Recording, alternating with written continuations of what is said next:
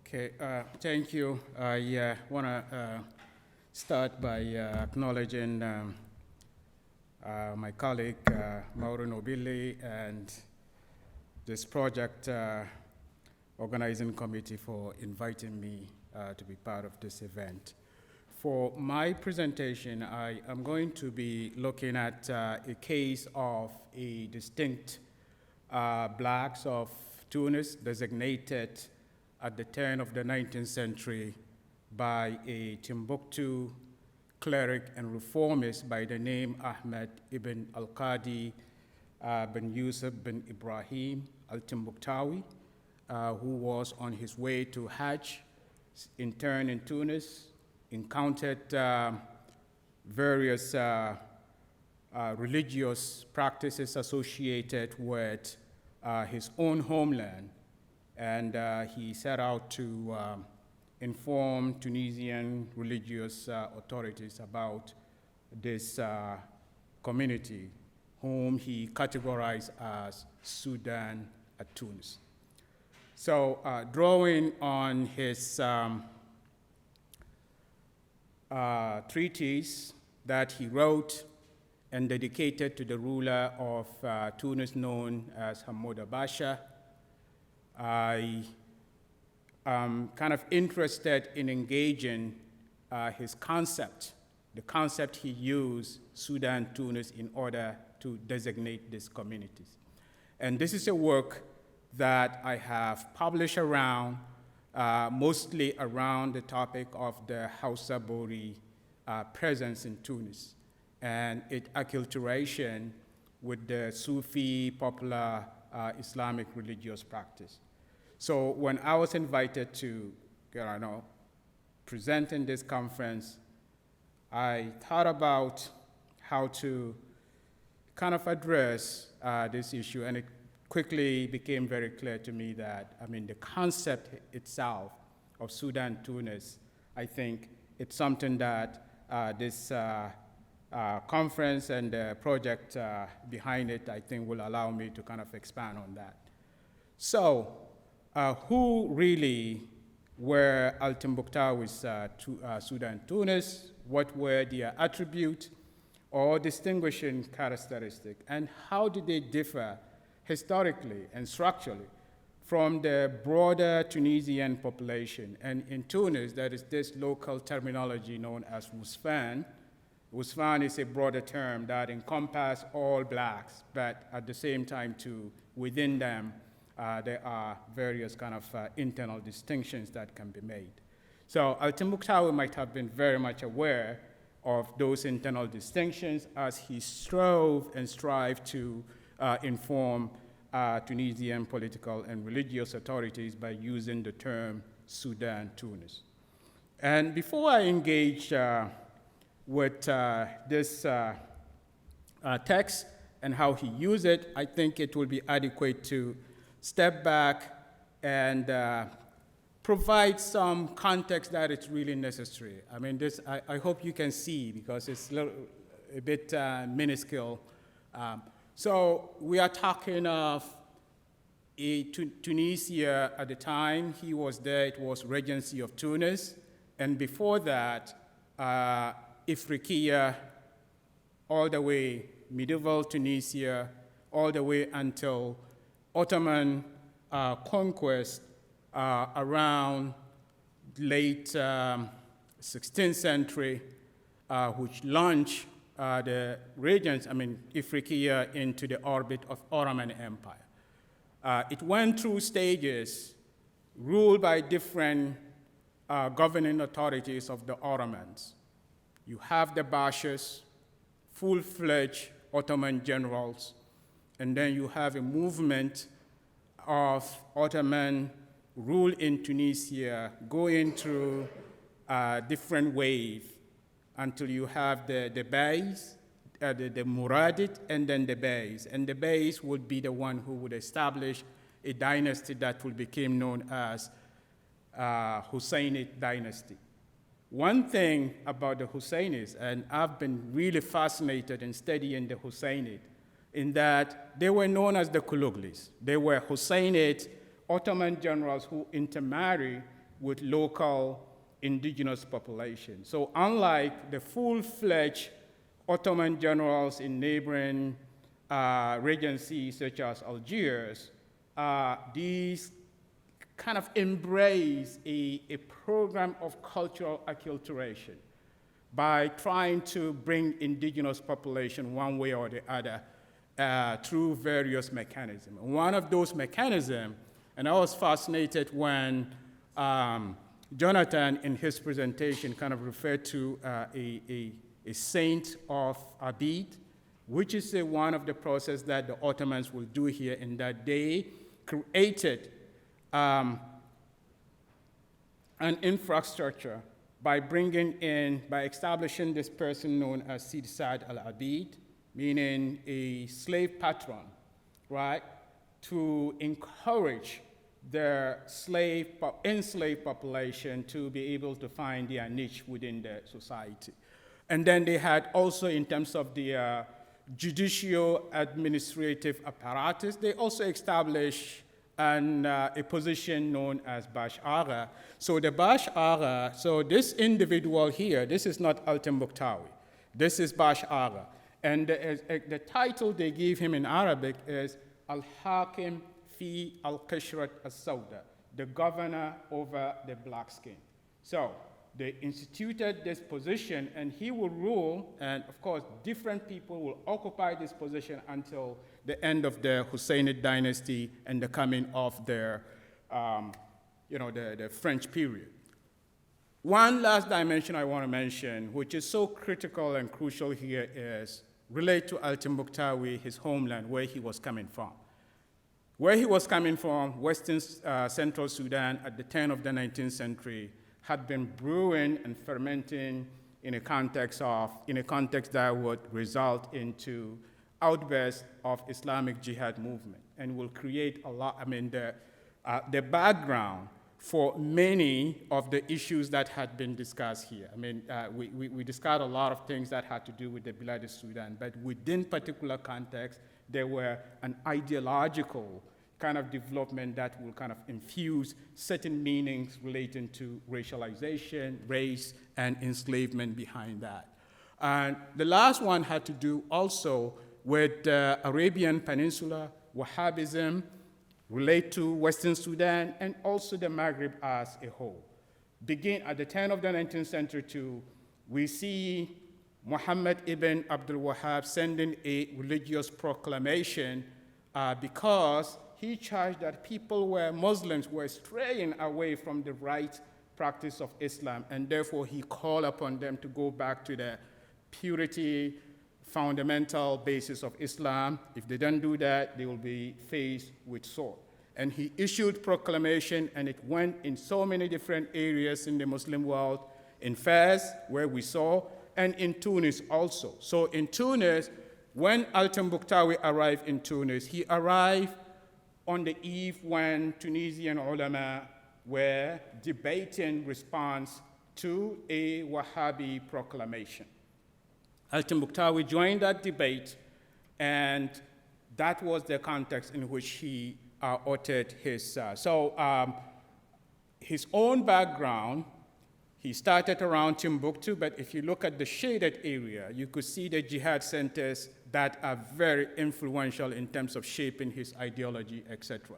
So from there, one place he stopped was Fez, where he wrote a second treatise known as Shikayat ad-Din, and then Tunis, in Tunis, where he in turn, on his way and coming back to Tunis, and where he stayed and also wrote the treatise.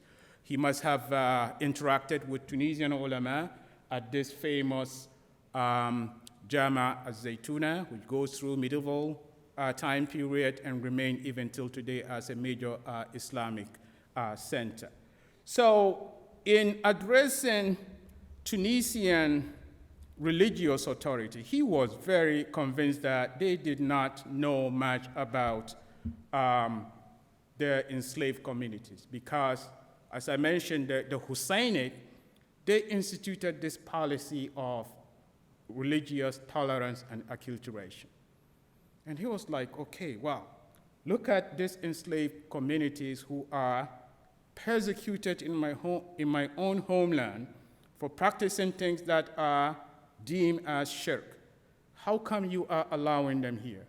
But again, also knowing that enslaved population in the Regency vary, he set out to make his message very clear that he was only responding to this particular group. So this is the title of the treatise that he wrote and dedicated to the ruler of Tunis, Hamoud Basha.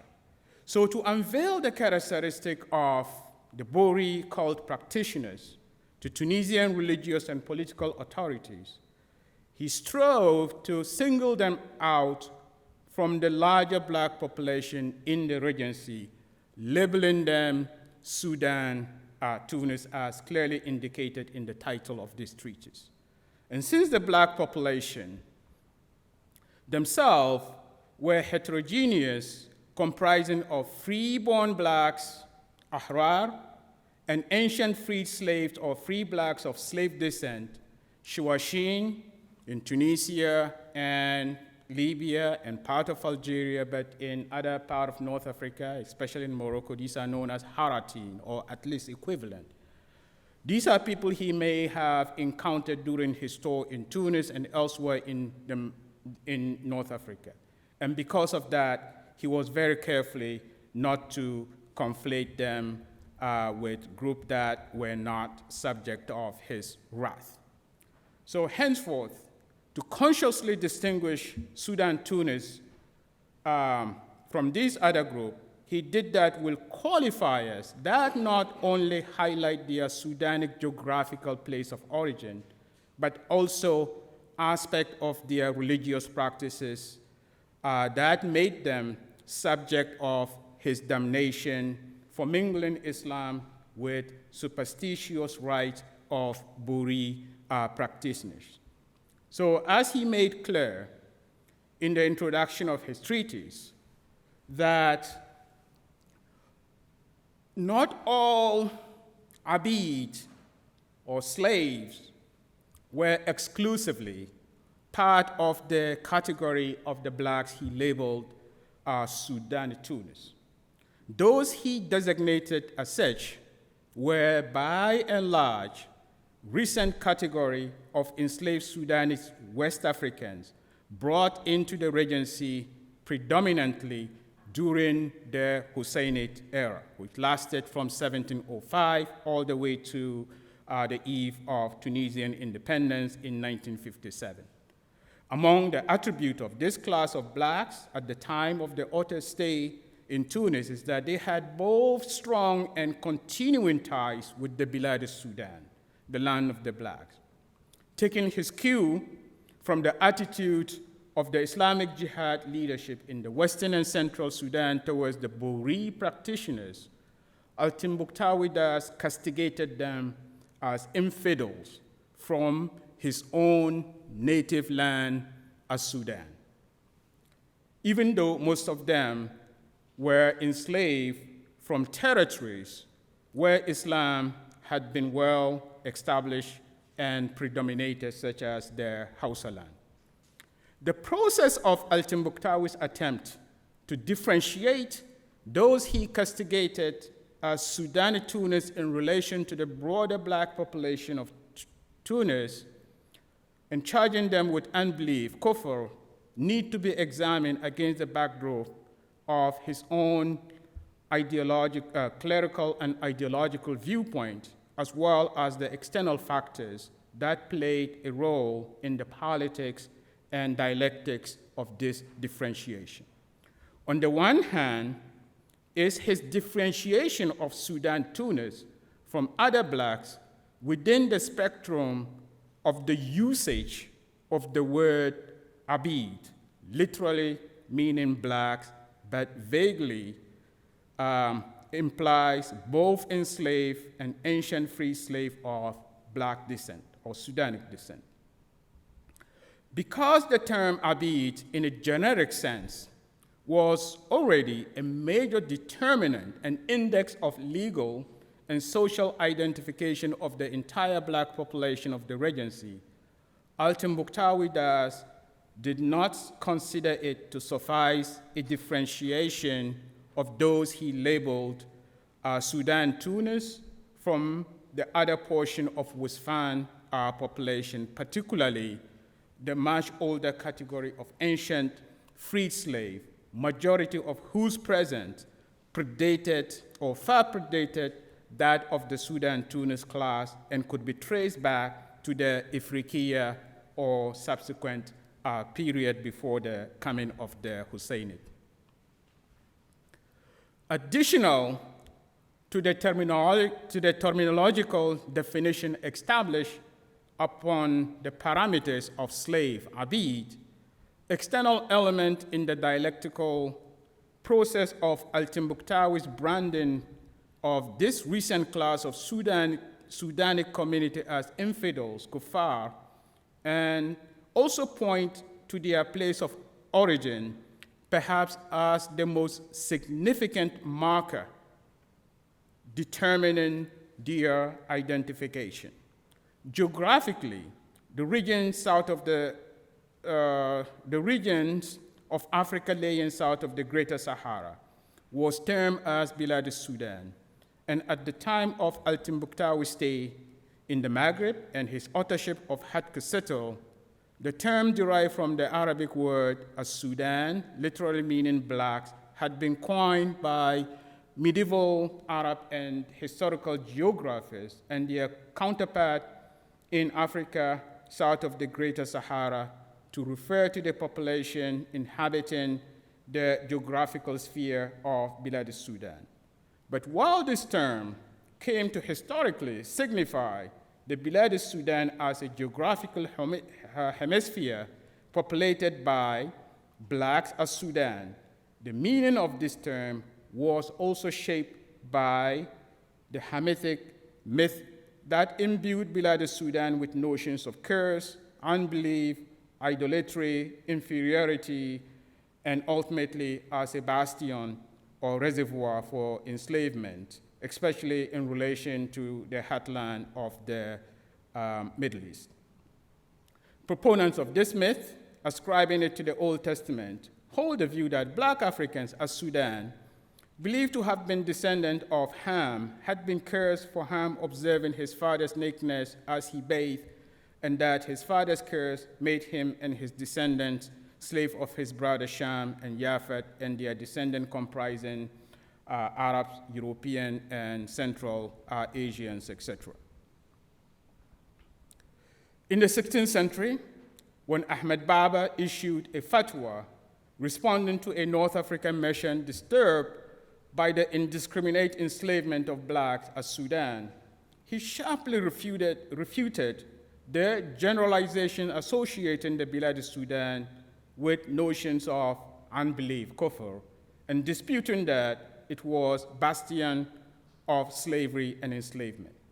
Despite Ahmed Baba's fatwa debunking the conflation of the Bilad al-Sudan with unbelief and enslavement, successive Islamic states in the Western and Central Sudan, taking cue from the historical construct of Bilad al-Sudan as a zone of enslavement, use Islamic religious injunction and wage jihad against innocent masses whom they derided as enslavable infidels.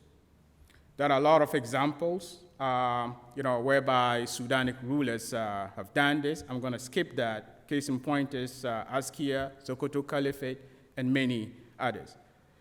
And despite flourishing debate in the Western Sudan, in the Western and Central Sudan, contesting anatomization, takfir, and illegal enslavement, the jihad and religious leadership, including the likes of Al-Timbuktawi, could not escape the racial connotation associating the Bilad al-Sudan with notions of unbelief, kufr, and enslavement. Henceforth, to stress the unique identity of the Buri cult adherent, Al-Timbuktawi employed the term Sudan Tunis not only to designate or categorize them, but also to distinguish them as infidel, enslavable others. His singling out of this portion of the Blacks of Tunis for his damnation explains in part, particularly from the standpoint of the prevailing intolerance of the jihad establishment in his homeland, his advocacy for re-enslavement because they were, according to him, kuffar bil asal, for remaining in their original state of unbelief, and thus have to expect only one thing, and that is enslavement.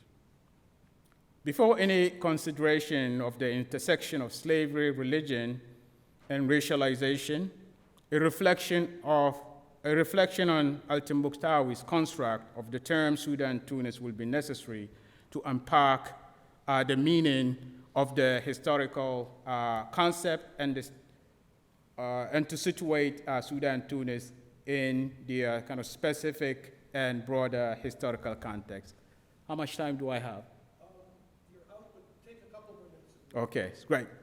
So let's look at the term Sudan-Tunis.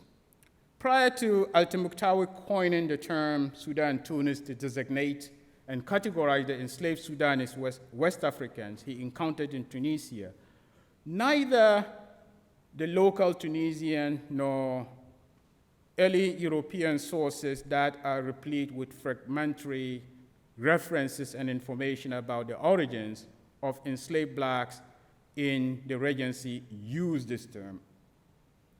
The only exception being the Majba tax fiscal records, which was assembled during the middle of the 1850s and containing the most detailed demographic information classifying black groups into 5 main categories. The first category, Abid, which is in Arabic, that's just slave, but as we have heard in the previous presentations, this is a term that can also just be used loosely to refer to a black person, right? So, but nevertheless, so it has that intersection. The second category used in this census record is the Shuashin, ancient freed slave or freed blacks of enslaved descent. And then we have Al-Muwalladun, mixed race of Sudanic descent, and then Muwalladun al-Ajam, who are also a mixed race, but with some kind of foreign accent, meaning they might have been kind of recently born in the Regency and didn't quickly kind of assimilate or acclimatize. And then we have the fifth group that is foreign-born. Al-Timbuktu did not use any of this. I will just try and wrap up. My central preoccupation in this paper is a tentative attempt to use Al-Timbuktu's concept of Sudan-Tunis as a framework to explore the intersection of slavery, religion, and racialization through the terminology he employed to describe the Hausa Bori communities. In the first place, the etymology of the term Sudan-Tunis as he used it is derived, as I explained, from the Arabic word as Sudan, singular aswad, which means black. Historically, the term had been used since the medieval time to depict the people of swarthy, dark-skinned appearance whose habitat lay nearest to North Africa, the Islamic Middle East, and Europe as Sudan. The Sudan as a term, or the black race, were separated from the Mediterranean and Caucasian race and the main centers of Islamic civilization by great stretch of the greater Sahara Desert. As Al-Timbuktu sought to differentiate the adherent of the Bori cult from the larger Tunisian population, his use of the term Sudan clearly was invoked from a quasi-racial and ethnographic lens. Undoubtedly, his frame of reference might have also been shaped and informed by the varied meaning of the term as used in the Arabic, classical, medieval, and geographical, as well as historical work depicting the region south of the Sahara and its inhabitant as a Sudan. As a member of the religious establishment and scholars associated with the Islamic Jihad movement in his Western Sudanic homeland, his use of the term as Sudan in relation to the larger black population was not free of his perception of Bilad Sudan as a land of heathen, since the Bori practitioners, their fate in his homeland were enslavement because they were Kufar bil Asl. At the time he wrote his treatise, he employed a term to specifically categorize the Masubauri as different others and to stress their unique identity that results largely from their syncretic religious deviances and Sudanic geographical place of origin. Thus, the term Sudan Tunis, meaning blacks of Tunis, was invented by Al-Timbuktawi to specifically designate the Bori adept and not every Abid or Wasfan, as he clarified himself in the introduction of the treatise. And one of the things that I haven't been able to kind of incorporate fully into this presentation is developing an index of differentiation along the line of religion, race, and geography. So those terms, I mean, they are really appealing if you see how he kind of teased all of them together. And that's one of the things that I'm looking forward to discussing and also learning from other presenters. Thank you very much.